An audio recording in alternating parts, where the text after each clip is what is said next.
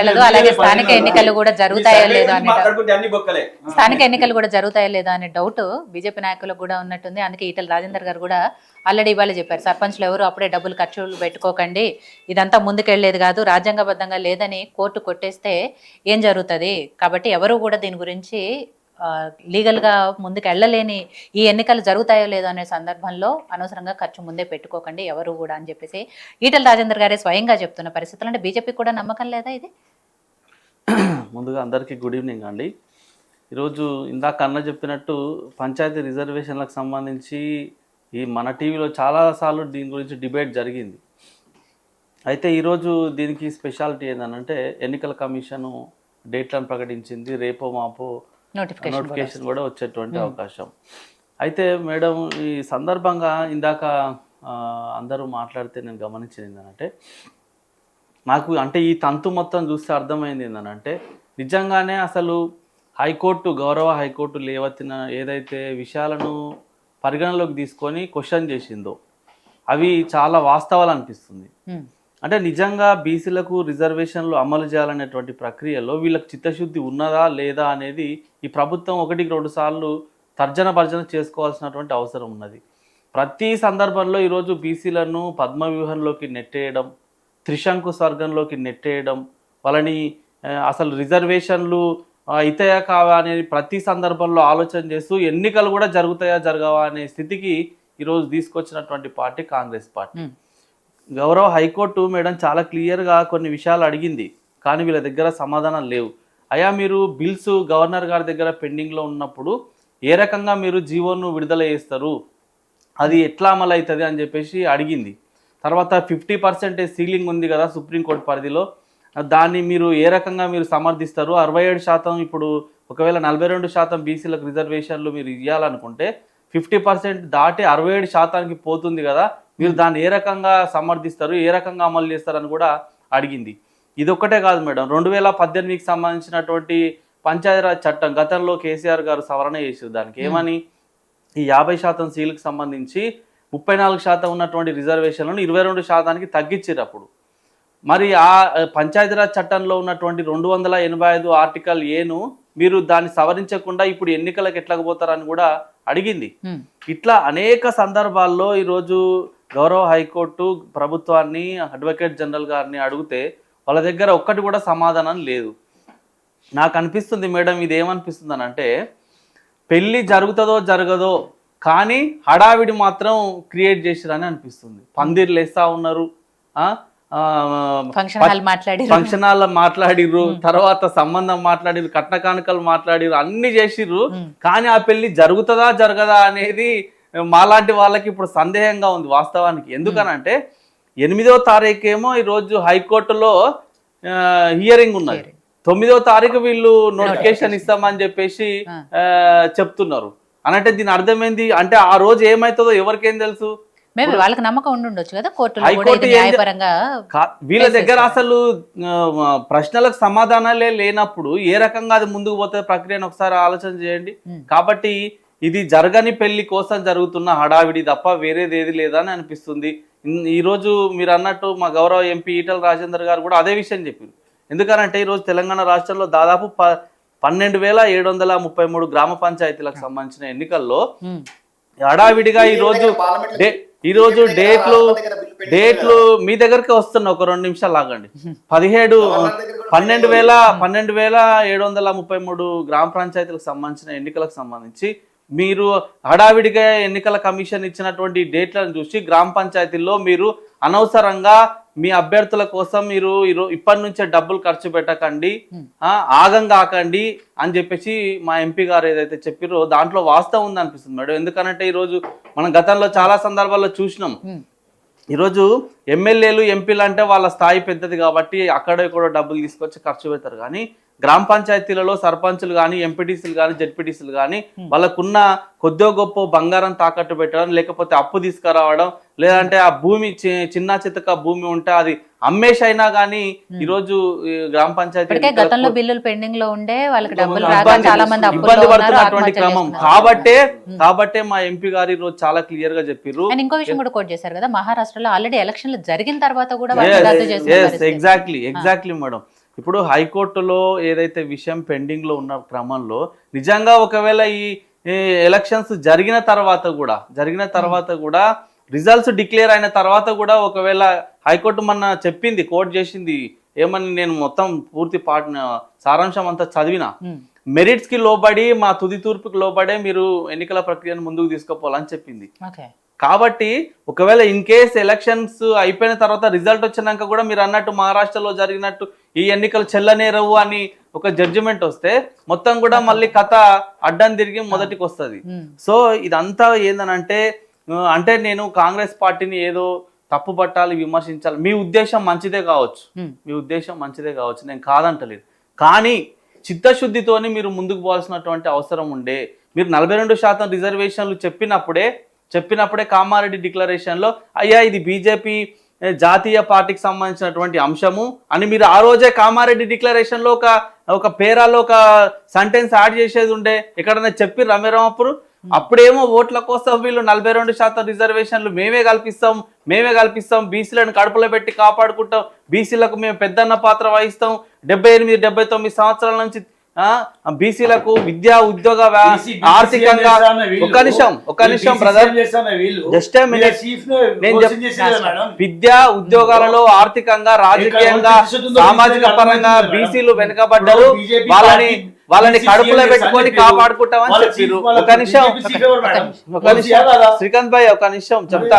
నేనేమంటానంటే మీరు గతంలో చాలా మంది బీసీలు చేశారు కదా అలా అధ్యక్షుడు,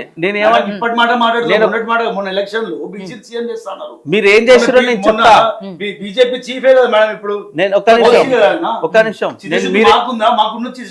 చిత్తశుద్ధి ఉంది కాబట్టి నేనేమంటున్నా మేడం, ఈరోజు బీసీలకు సంబంధించిన రిజర్వేషన్ల విషయంలో ఈ రభస చాలా రోజుల నుంచి జరుగుతుంది. ఇప్పటికే 20 నెలలు అవుతుంది.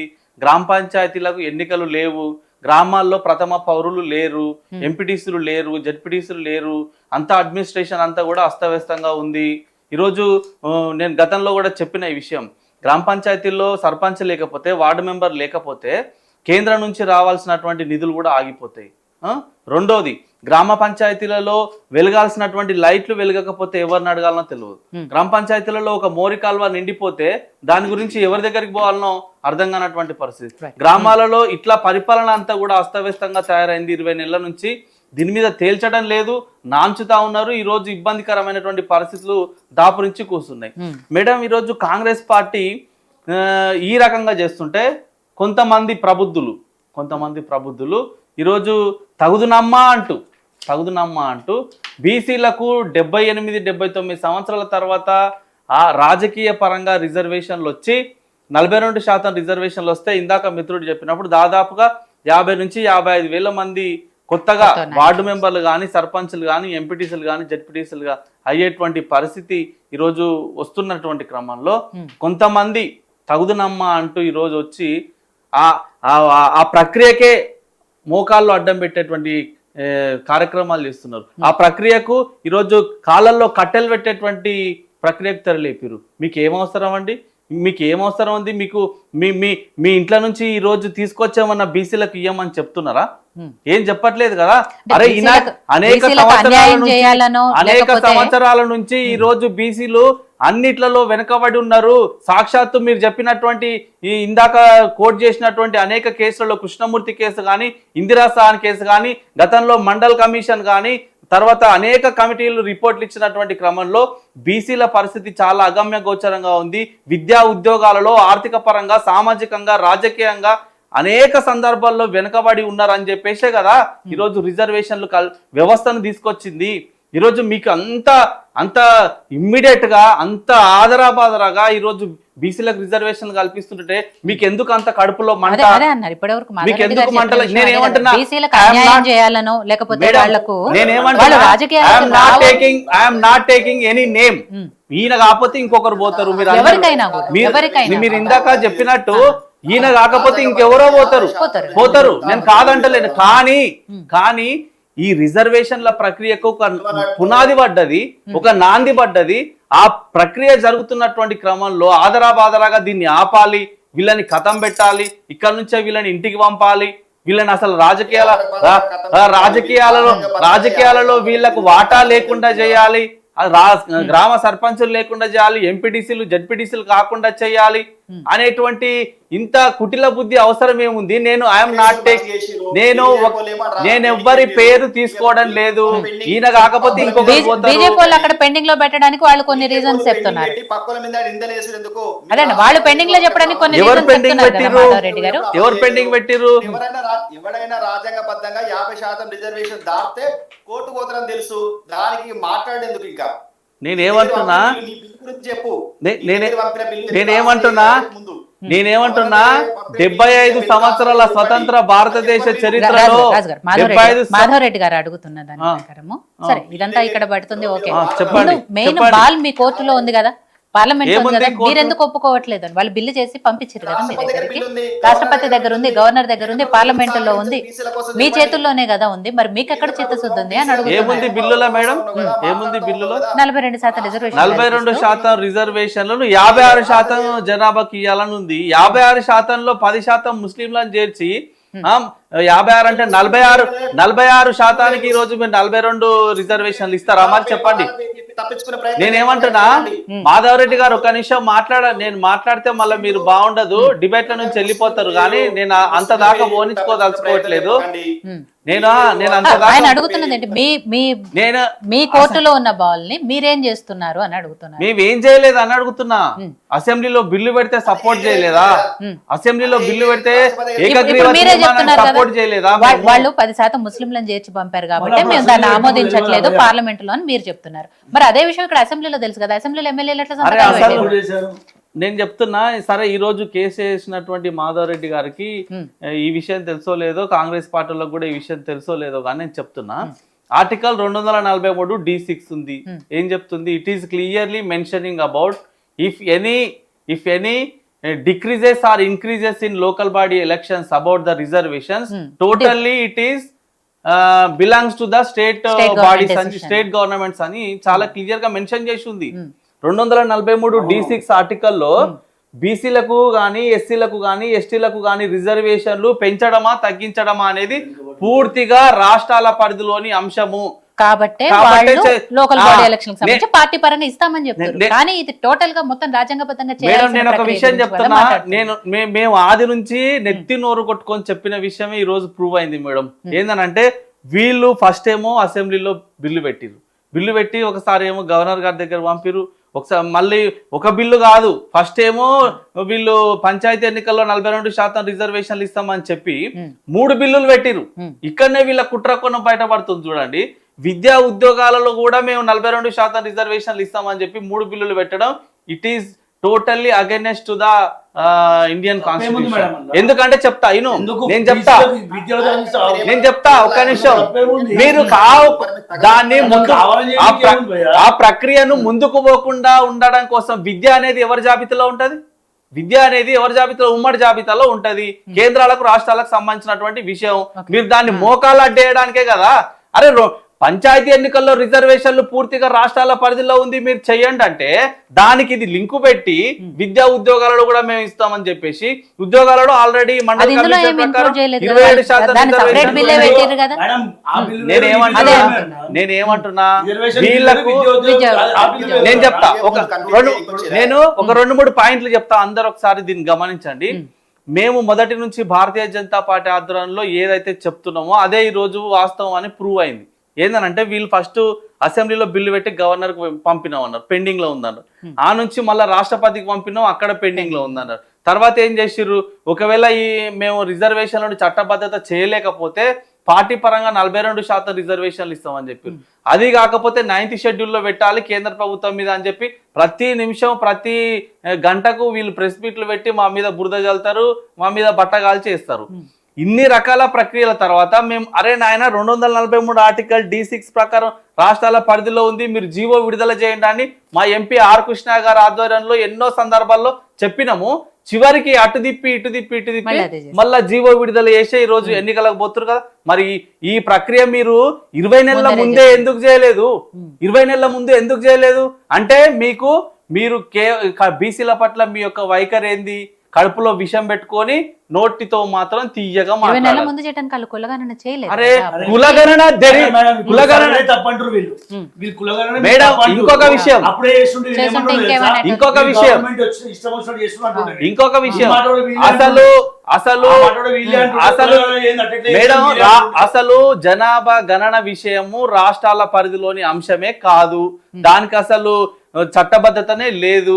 వీళ్ళు ఏదో హడావిడిగా ఎవరెంత మంది ఉన్నారో రాష్ట్రంలో తెలుసుకొని వాళ్ళకేదో మొత్తం మేము అది చేస్తాం ఇది చేస్తాం అని చెప్పడానికి తప్ప కేంద్ర ప్రభుత్వం ఆధీనంలో 10 సంవత్సరాలకు ఒకసారి మాత్రమే జనాభా లెక్కలు తీస్తారు. అది అందరికి తెలిసిన విషయం. రాష్ట్రాలకు అసలు ఆ అధికారము లేదు. గతంలో కేసీఆర్ గారు కూడా చేసిరు, దానికి చట్టబద్ధత లేదు వాస్తవానికి. అందుకని ఆయన పబ్లిక్ డొమైన్ లో పెట్టలేదు. పెట్టిట సో ఇవన్నీ ఏంటంటే ఒకటి మేడం ఒకటి పార్టీ వాళ్ళు ఒప్పుకోరు, బీజేపీ బీజేపీ పార్టీ వాళ్ళు వాళ్ళు కూడా. ఒప్పుకోరు. మళ్ళీ అప్పుడు అసెంబ్లీలో అడిగేది ఉండే ఒకవైపు ఏమో లేదు, కులగణన చేసేది ఉండే. జస్ట్ మినిట్ మీరు అసెంబ్లీలో అడిగేది ఉండే అండి. ఒకవైపు ఏమో ఎమ్మెల్యేలు ఉన్నారు కదా, నేనేమంటున్నా, అసెంబ్లీలో చెప్పేది ఉండే. ఈరోజు మీకు అసలు అధికారం లేదు మేడం కానీ అప్పుడే తీర్మానం మీద సంతకం అప్పుడే చేయకుండా తీర్మానం ఉంటే ఇచ్చేది అయిపోయేది ఉండే. కదా. మరి మీరు ఓకే అని ఎందుకు సంతకాలు పెట్టి గవర్నర్ కి ఇచ్చినప్పుడు అంటే ఇక్కడ ఎమ్మెల్యే నేనేమంటున్నా మేడం ఎమ్మెల్యేలకేమో ఒక- ఓకే, అంటే మేడం అక్కడ మీకు ఎంపీలకు ఇక్కడ మాత్రం క్లియర్ ఉంది మేడం. ఓకే. ఒక విషయం. ఇష్టం లేదు కాంగ్రెస్ పార్టీకి మైలేజ్ వస్తుంది. నేను మాట్లాడుతుంటే ప్రతి సందర్భంలో అడ్డు తప్పుతున్నాడు. నేను ఒక్క నిమిషం. మన గౌతమ్ అని అన్నట్టు కాంగ్రెస్ ఎంపీలు మాట్లాడలేదు అన్నారు. మనం ఈ బీజేపీ ఎంపీలు ఎక్కడ మాట్లాడేది మేడం? నేను చెప్తా బండి సంజయ్ గారు బీసీ కాదా? నేను చెప్తా ఈటెల రాజేందర్ గారు బీసీ కాదా? నేను చెప్తా. మీరు బీసీ అని చెప్పేసి కదా ఓట్లు దండుకుంటున్నారు మీరు. మరి మీకు పార్లమెంట్ లో ప్రశ్నించే అధికారం మీకు సరే, లేదా ఒక్క మేడం? నిమిషం. రాజు గారు మాట్లాడారు నేను చెప్పండి. ఏమంటున్నా మేడం, ఈ రోజు ఒక పక్కనేమో కాంగ్రెస్ ఏదో పార్టీ ఈ రకంగా మాట్లాడే వైఖరి ఉంటే కొంతమంది ఏమో ఈ రోజు కోర్టులకు బీసీ రిజర్వేషన్లను ఆపాలి లేకపోతే చెయ్యొద్దు అని చెప్పేసి కోర్టు మెట్లెక్కిరు. ఈ సందర్భంలో బీసీలంతా నేను గతంలో ఈ విషయం మీద మాట్లాడినట్టు బీసీలకు దసరా పండుగ ముందే వచ్చిందని అనుకున్నాం అందరం. ఎందుకంటే మాకు ఇక రిజర్వేషన్లు వచ్చినాయి. మేము ప్రతి సందర్భంలో అంటే బీసీలకు ఈ 42% రిజర్వేషన్ల ప్రకారం చూస్తే 31 జిల్లా చైర్పర్సన్లలో మాకు దాదాపుగా బీసీలకు 13 జిల్లా పరిషత్ చైర్మన్లు వస్తున్నాయని వీళ్ళు లెక్కలు తెచ్చి చెప్పేసారు. జిల్లా పరిషత్ చైర్మన్లు ఎక్కడెక్కడ ఎస్సీలకు 6, ఎస్టీలకు 4, అన్రిజర్వ్డ్ 8 అని చెప్పేసి 31 జిల్లాలకు సంబంధించి అంటే హైదరాబాద్ మేడ్చల్ మినహాయిస్తే 31 జిల్లాలలో 13 జిల్లా పరిషత్ చైర్మన్లు బీసీలు కాబోతున్నారు. ఈ 12,000 గ్రామ పంచాయతీలో సగం దాదాపుగా అంటే 6,000 మంది బీసీలు. అంటే దీనికి చట్టబద్ధత వస్తే అసలు విచిత్రమైన పరిస్థితి ఏంటంటే ఇందాక నేను చెప్పిందే మళ్ళీ ఆ పెళ్లి జరుగుతుందా లేదా తెలియదు కానీ ఈ హైరానా ఈ హైప్ మాత్రం చాలా ఎక్కువ క్రియేట్ చేసినటువంటి పరిస్థితి ఉన్నది. గౌరవ హైకోర్టు అడిగినటువంటి ప్రశ్నలకు సమాధానం లేదు. మీరు జీవో ఏ రకంగా విడుదల చేస్తారు, అసలు జీవోకు చట్టబద్ధత ఎక్కడి నుంచి ఉంది? వీళ్ళు కామారెడ్డి డిక్లరేషన్లో చెప్పిందేమో ఒకటి, ఇప్పుడు చేస్తున్నదేమో ఒకటి. జీవో కనీసం గెజిట్ నోటిఫికేషన్ విడుదల చేయలేదు మేడం వీళ్ళు. ఇప్పుడు జీవో గవర్నమెంట్ ఆర్డర్ అనేది ఒక గెజిట్ నోటిఫికేషన్ విడుదల చేస్తేనే దానికి చట్టబద్ధత ఉంటుంది.